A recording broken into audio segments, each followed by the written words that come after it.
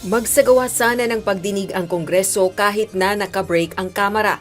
Ito ang hiling ni House Deputy Minority Leader, ACT Teachers Party List Representative Franz Castro.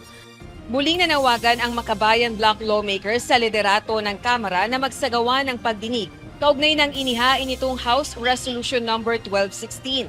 Patungkol ito sa sinasabing pangako umano ng Pilipinas na tatanggalin ang BRP Sierra Madre sa Ayungin Shoal gaya ng sinasabi ng China. Ayon kay Representative Castro, dapat ipatawag sa isang pagdinig si dating Presidential Spokesperson Harry Roque upang malaman kung ipinagkasundo nga ni dating Pangulong Rodrigo Duterte ang Ayungin Shoal at kung ano pa ang mga deal nito sa China.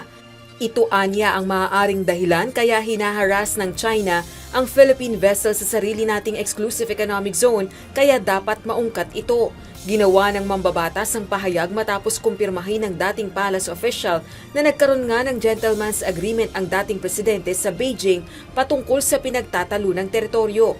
At bagaman hindi tratado o hindi nakasulat, nagkasunduan niya ang dalawang bansa sa pagpapanatili ng status quo sa Ayungin Shoal.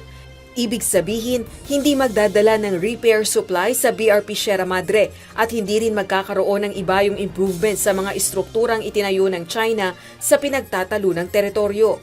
Ang kasunduan nila, status quo. Walang gagalaw, walang maggagawa ng kahit anong improvements at walang magiging problema.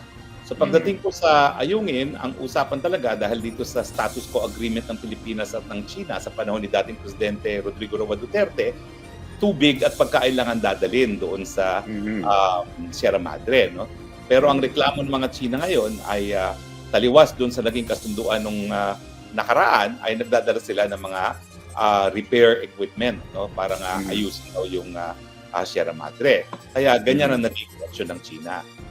Subalit ayon kay Attorney Roque, ang kasunduang ito hindi na kinikilala ng humaliling Pangulong Ferdinand Bongbong Marcos Jr. Kaya sa ngayon anya, mas agresibo na sa mga hakbang ito sa pinagtatalo ng teritoryo ang China. Siguro nagkamali sila na hindi naman pumapayag na ganun ang maging pulisiya ng PBBM. No?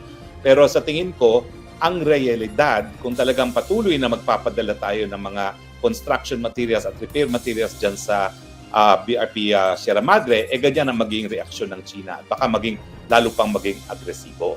Itinanggi naman ni Attorney Roque na sa ilalim ng dating Administrasyong Duterte nangyari ang napaulat na pangako ng Pilipinas sa China na tatanggalin umano ang BRP Sierra Madre sa Ayungin Shoal. Rosa Licoz, UNTV News and Rescue. Diyos ang aming sandigan, serbisyo publiko ang aming pinahahalagahan.